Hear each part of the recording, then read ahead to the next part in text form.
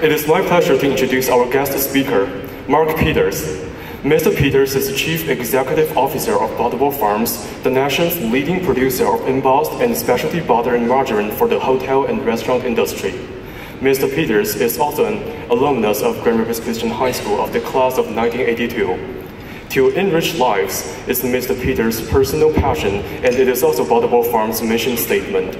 Mr. Peters has enriched many lives and strives to have every employee in the larger community to share his mission. In this year, January, Mr. Peters instructed a winter course named Using Your Gifts in the Business World at our school, and I had the honor to be one of his students. From the course, I definitely came up with some great insight into how being a business leader can be a great way to utilize our God-given talents and to serve our God better. We are glad to have Mr. Peters today to tell us more about how his Christian education impacted his commitment to the community at large. Now let us welcome Mr. Mark Peters.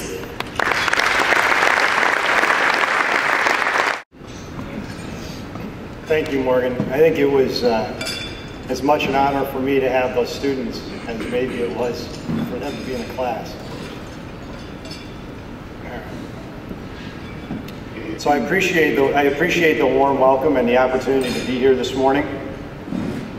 I did have the opportunity to teach that winter class, and I was blessed with some amazing business leaders that helped teach that. We had a number of people that came in and talked about using their values in business in a very tactical way for the students in that class.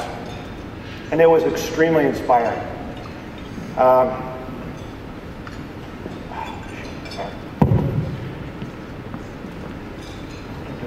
This is embarrassing. Lon told me to memorize this speech so I would have to read it. There we go. So this is a topic that I am very passionate about. If we are not intentional about how we use our businesses or our careers, we can have great harm. However, if we are intentional, we can have tremendous positive influence on our employees and our community, our families. And I've seen both sides of this. And today, I'm going to just tell you a little bit about my story. Not because I think it was particularly courageous or particularly special, but it's just my story. And I hope that through hearing it, knowing that there are many similar stories in this room, you may take something away that would be inspiring to you. So for those of you who don't know my story, I'm the CEO and owner of Butterball Farms. We have facilities in the United States and Canada. We're the largest manufacturer of specialty butter in the United States.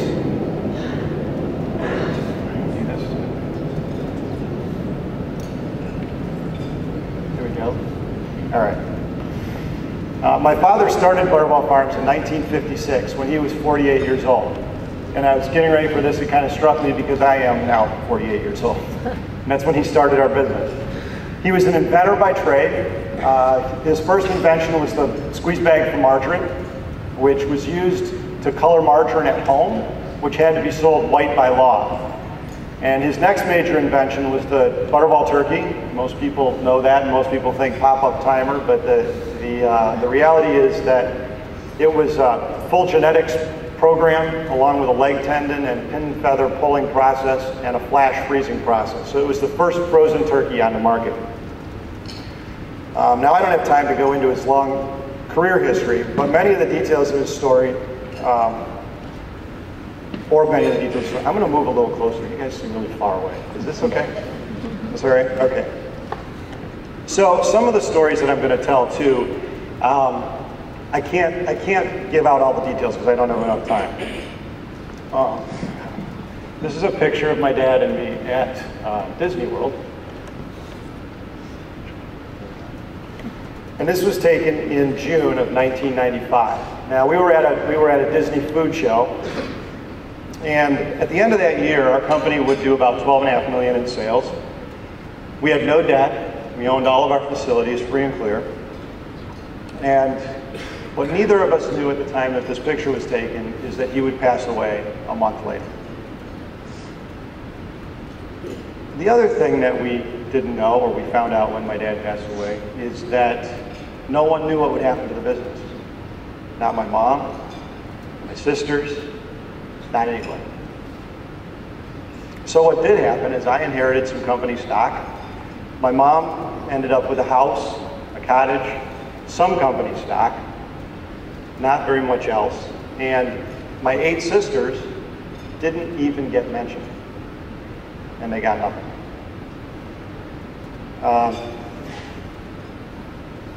So at that time I had, my greatest experience in managing money, personally, was a $30,000 personal budget.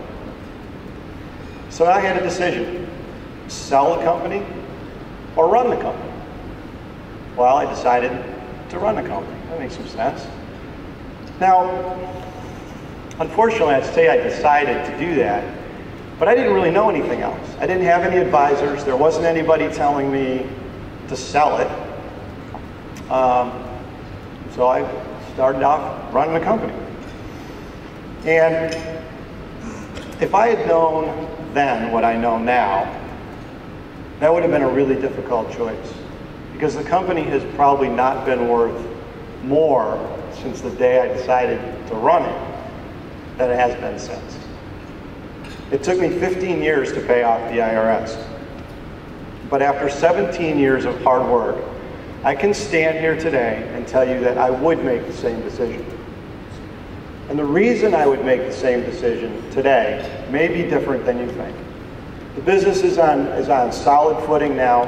We've got a great team in place. The future looks good. But Butterball Farms is a significantly different company than it was in 1995. Today, we are a preferred vendor for most of our customers. We're an employer of choice. We are a place people want to come and work. And we also try to provide a good example in the community. But to understand why this is so important to me, I want to give you a little bit of a picture of what Butterball Farms was like before my father passed away. Growing up, my dad told me quite often that I didn't have what it took to run a business. He said I was too soft, I like people too much. So we'll get to that. But when my father passed away, Butterball Farms was highly profitable, but it was highly dysfunctional and very political for a $12.5 million company. So let me give you an indicator of that. One indicator is turnover, right? One year, we processed 800 W-2s for 140 positions. So think about that for a minute. It gets a little worse though, because it was only for 50 positions. So we were literally had to hire 3 people a day to break even. And we did. I remember doing it. I remember bringing 20 people in on a Monday and thinking it was a good week if they were still working. We still had 5 working on Friday. Yeah, right? How bad does a job have to be for someone to only stick it out for a day or two? We had an employee at the time that I think put it pretty well. They said, Butterball Farms is a place you can get work while you're looking for a real job. So if you get the sense that my dad wasn't a touchy-feely management guru, yeah, you'd be right. Now, I know some of you know my dad or knew him, so hopefully you're resonating with this. I had the opportunity, because McDonald's was our largest customer, to go to Hamburger University. And Hamburger University it's a great training program. So I learned probably more about business and management techniques in 10 days than I did in all my years of college. And I was really excited to come back to work and put some of those things, to work. So I found a room on the 3rd floor of our building that was perfect for a training room. And put up some whiteboards, put some desks in, and started doing a training. Well, one day, my dad was looking for me. He needed to get his car fixed.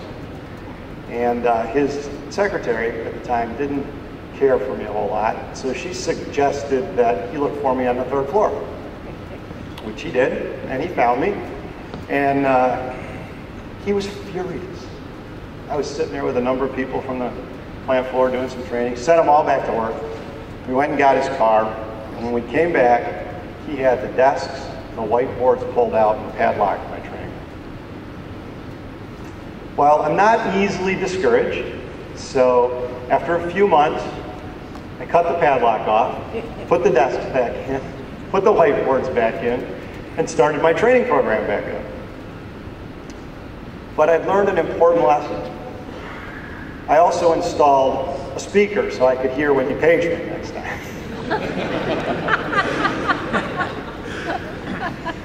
Now, I don't want you to get the idea that my dad was a bad guy. He was tough. He knew what he wanted. He knew what he believed. But he was even-tempered. He was consistent. You always knew where you stood. Yes, mostly things had to be done his way. He was a good husband. He was a great provider. And if you would have asked him what matters most, he probably would have said faith and hard work. And growing up, I remember theologians visiting our house on Sunday afternoon dinners and staying most of the day. We went to Christian schools, Christian colleges, and as one gentleman reminded me this morning, my father was very good at articulating what he believed. The problem for me was that there seemed to be a disconnect between what he said and what he did in his work and with his family.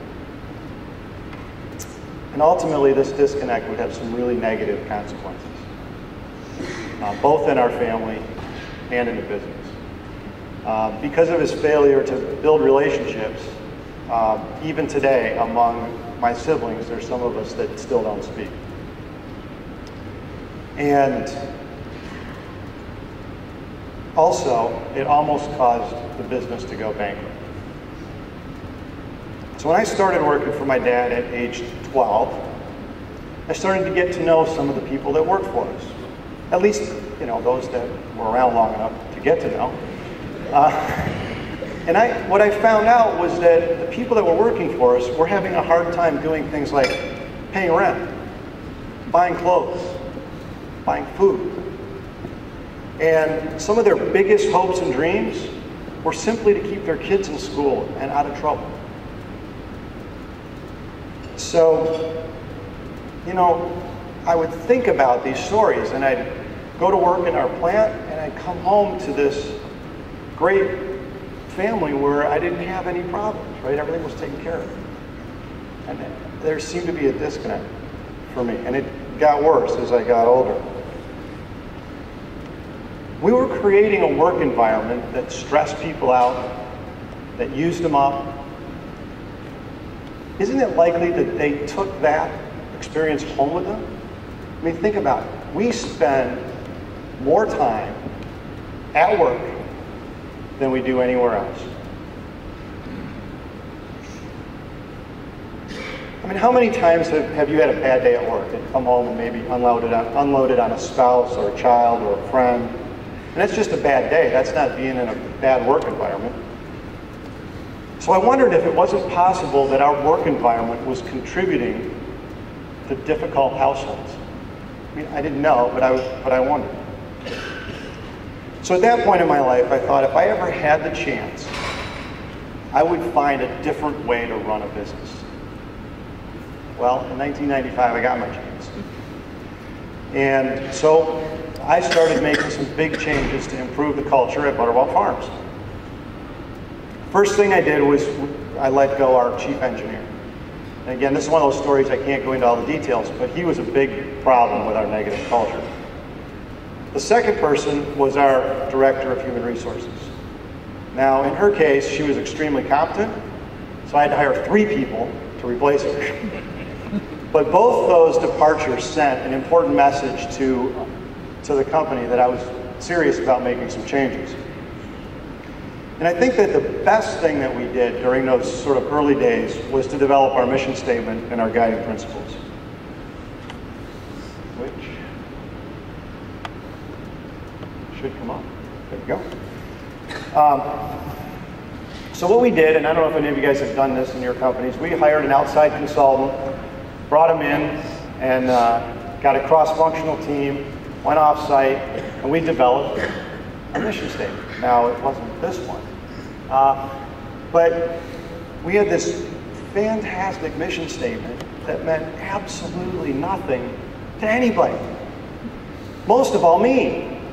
I remember sitting in my apartment reading that thing over and over again. I couldn't even memorize it. I'm like, well, if it doesn't mean anything to me, it's not possibly going to mean anything to anybody else in our organization. So we went back and we simplified it to 2 words: enrich lives. And that, along with the 6 guiding principles, have provided a clear set of values for us to make decisions by ever since.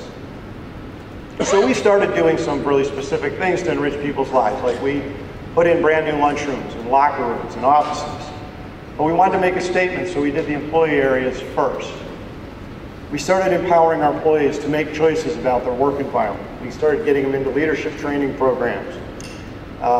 We wanted to understand what some of our employees needed, so we started reaching out to nonprofit organizations and service providers and getting that information in the hands of our employees. We started putting that information in their paychecks, because guess what? That's the one document we knew they opened every 2 weeks, so we could get information to them. We contacted the local schools and found out when parent-teacher conferences were, because we found out a lot of our parents didn't know or didn't go. So just communicating those little things were important steps for us. And we also started doing everything in English and Spanish. So starting to get a good feeling that things are going in the right direction. Well, don't get too excited. At this point, I didn't see some of the other problems in the business. Remember I said my dad told me I wasn't qualified to run a business? Well, at this point, he's right. I didn't have a financial background. And so very soon we were threatened with, being close to bankruptcy. While we were growing, we were growing pretty rapidly at this point, and I was investing in new equipment to meet orders, but Dad had never borrowed any money, and we designed and built all of our own equipment, so we're just writing checks. I was writing a check for new parts, new pieces, and our margins were shrinking. I didn't really know what that meant at the time. And one day, I could not write a check to our butter supplier within their 10-day terms. And I couldn't figure out why, with all our growth and all the activity, we didn't have any money. So I went and started trying to get a loan. I had to get some cash. And ultimately, I did find a bank who gave us some money. It was not a very good deal. It was like an all-asset, firstborn children on everything you could sign off on. But I got more money. That's what I needed. So I kept right on going. I kept right on going with number 5, make the workplace enjoyable and integrated part of life. Well, I don't know, maybe 9 months to a year later, I was out of money again. And I was pretty sure the bank wasn't going to give me any more. And I can remember I'd moved my office to the production floor, and I figured out that we were going to be out of cash in 60 days. Now, I'm not a numbers guy, and so things have to be pretty simple for me. So I took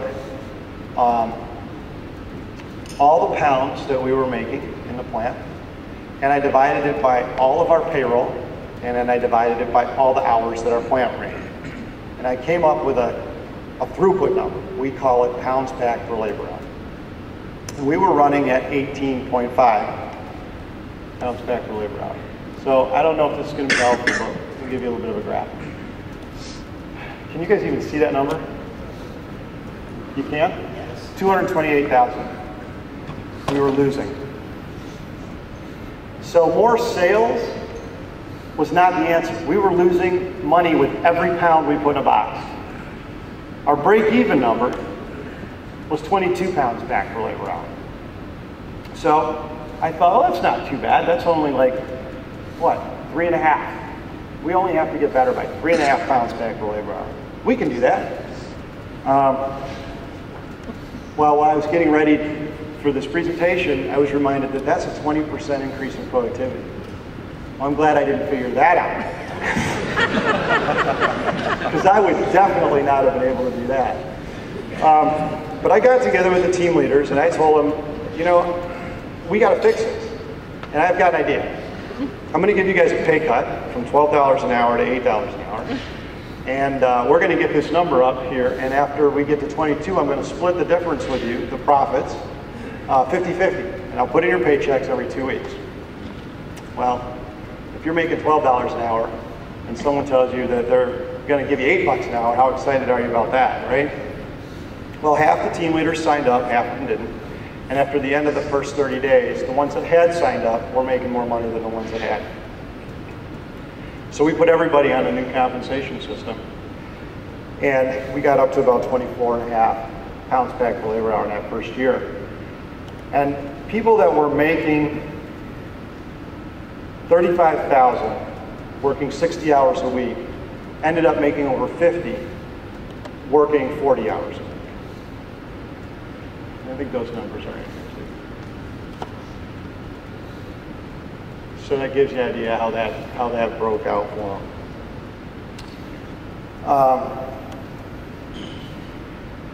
So it's funny. It's not until we narrowly escaped bankruptcy that we figured out that it's possible to run a business that's aligned with your values, but also run a good business. Now, there's lots of business owners and corporate executives that really care about their employees. And there's a number of you here today. But that's really the point, right? This isn't a story about me in particular or our company in particular. It's a story about how we can all make a difference through what we do every day. Now, I'm glad I didn't realize that I would have been better off financially to sell the business back in 1995. Why? Because the impact that I could have had with the money I would have gotten for the sale of the business, assuming that at age 30, I would have been smart enough to give that money to the best causes in Grand Rapids, is far less than the impact I've been able to have by fixing the business. So I want you to just think about that for a minute. Think about how many ways you have to influence the people around you for good when you have a platform like a business. There's the obvious, right? Our goods and services, our work environment. For us, that encompasses things like celebrating birthdays every month and sharing stories. It encompasses having a development plan for every employee, which is different than their professional plan that they work out with their direct reports. There's the less obvious. You know, a good, profitable business can do a lot of things in the community. Grand Rapids is a fantastic example of that. In fact, this institution is a fantastic example of that. It's not just the named buildings, right, though, around town. I have a friend who's mentioned to me that the most famous author in the world is anonymous. And I guess I would add that they're probably the most influential donor as well, right? I think behind a lot of those anonymous donations are people who have run successful businesses or built successful careers. And then there's sort of the obscure things that we can do, right? Like the collaborative kinds of things we can get involved with other businesses or nonprofits or public institutions or the boards that we serve on. For us, a great example of that is The Source. We're involved in an organization called The Source where there's 19 employers, small to mid-market companies, and we cover about 7,000 employees' lives. The Source exists to help with training, ongoing education, and really helping employees integrate their life and their work. It's the HR department that small and medium companies wish they could afford. But by collaborating, we can afford it. So again, it's really about being intentional about the platform that you have. Not just the people that your business touches directly. So as I was reminded during the Winterim class this January, it's not just about working hard. And it's not just about having good intentions, right? Because my good intentions almost bankrupt my business. And if I bankrupt the business, I would have lost the business, obviously, and the opportunity. It's really about doing great work, right?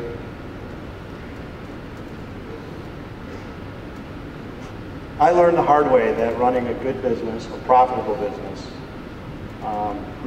is important. You have to have those profits to reinvest in the venture. What I've learned since is that as you generate those profits, somehow you get more opportunities. So the primary reason I was excited to do this talk this morning is that I want to highlight what's being done by the Grand Rapids Christian Schools. I'm excited that hopefully everybody here can go on this tour this morning. But the investment that they're doing in this Learning Without Limits is absolutely phenomenal. I believe the Grand Rapids Christian Schools will be the premier educator of children in Western Michigan in the future. Now, I say this not only because they're going to be putting great tools, today's tools, in the hands of our kids, but I say that because they continue to be committed to writing the everlasting message of our Savior on the hearts of our students. I don't know that anybody could have said it better than Morgan did when he opened this morning. It almost brought me to tears. But I can tell you that if I hadn't had that influence, running in a background during my experience working for my dad, if I didn't have the teachers and the counselors and the people that were in part of my life, while I was trying to work some of that stuff out, I'm pretty sure I wouldn't be here this morning. So what about you? Are you doing great work? Are you doing great work? Think about it. What are your possibilities? What are your opportunities? Now, I don't know what your skills are, I don't know what your gifts are, but I do know that as you ask yourself that question and you start looking for those opportunities and you start going after them, you'll find them. You'll find them. And then you'll get more. They'll keep coming. So I want to thank you for the opportunity to be there this morning and enjoy your tour. Thank you very much.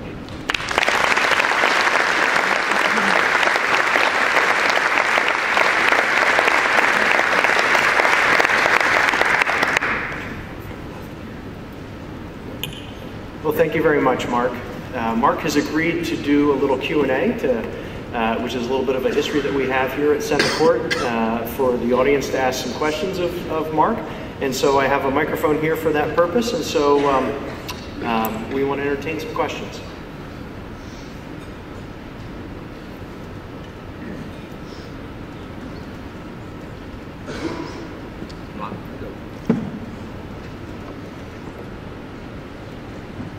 Good morning, Mark. Good morning.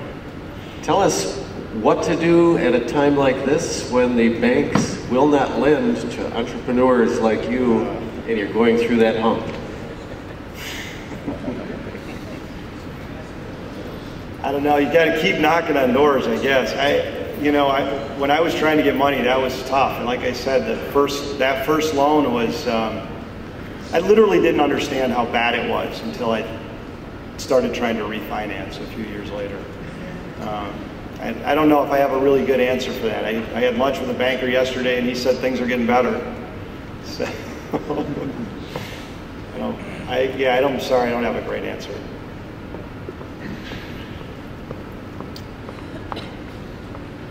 Mark, you've done a great job in coordinating services for returning citizens, ex-prisoners. Mm-hmm. And why don't you tell a little bit about how you have done that? Rich, that's something I'm working on right now, and I'm pretty passionate about. I appreciate you asking a question. I got together with Cascade Engineering around this topic. So very quickly, I had an experience. We had put some automation in a few years ago. We had to downsize 90 employees. So we did a whole matrix to do it in a very fair manner.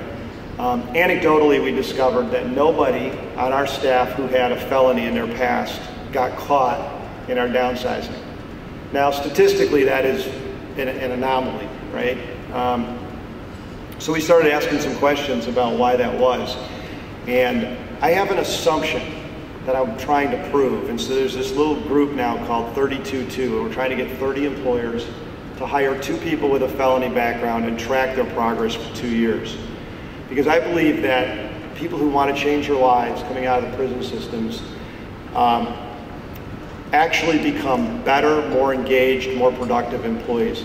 Our experience, and we have actually over 1/3 of our workforce now with felony histories, take advantage of continuing education more often. They're more committed to your work environment because they know how hard it is for them to get a job.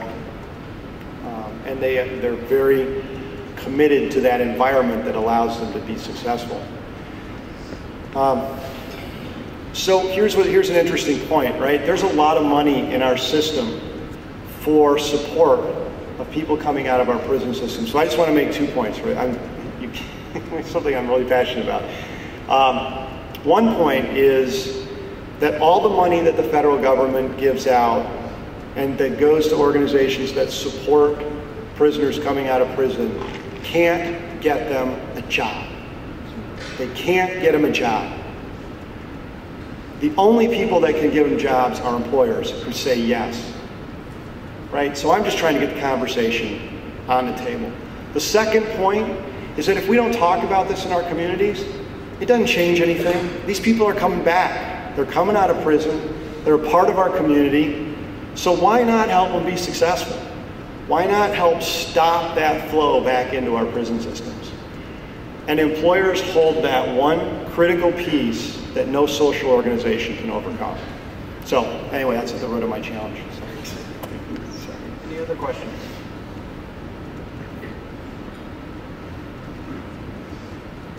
Well, we got 200 people. There's got to be some questions.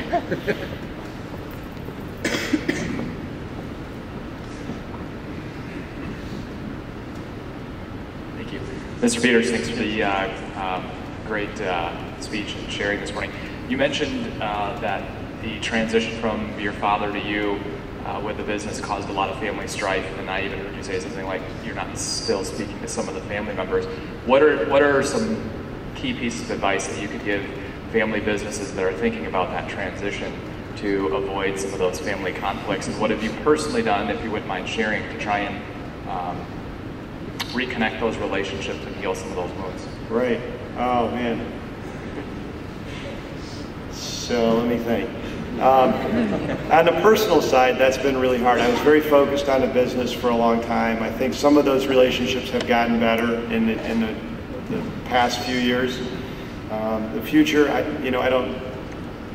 It's a matter of communication. There's some things that have happened in our family that are it's very difficult to overcome at this point. But I think the root cause goes back to my father not focusing on relationships. So to answer your broader question about other families going through transition, I've been able to do some work in the family business realm, which is quite interesting to me. It's interesting in that companies that seem to make it to second, third, maybe third, fourth generation sort of work this out. Businesses that are in the first generation generally don't think of themselves as a family business. So the person who starts the business works really hard, grows the business, and gets to be 70 years old. Maybe their kids are working for them, but they've never thought about doing the transition.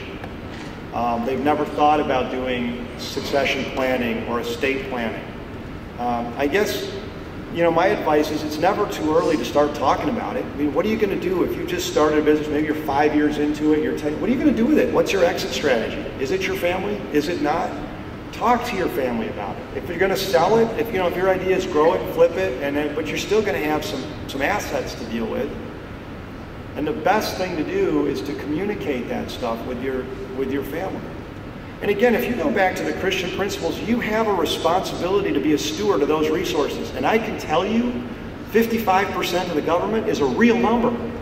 It's a real number. I paid it. I paid it. My dad's probably rolling over in his grave because he spent all his life trying to not pay his taxes. They got him in the end.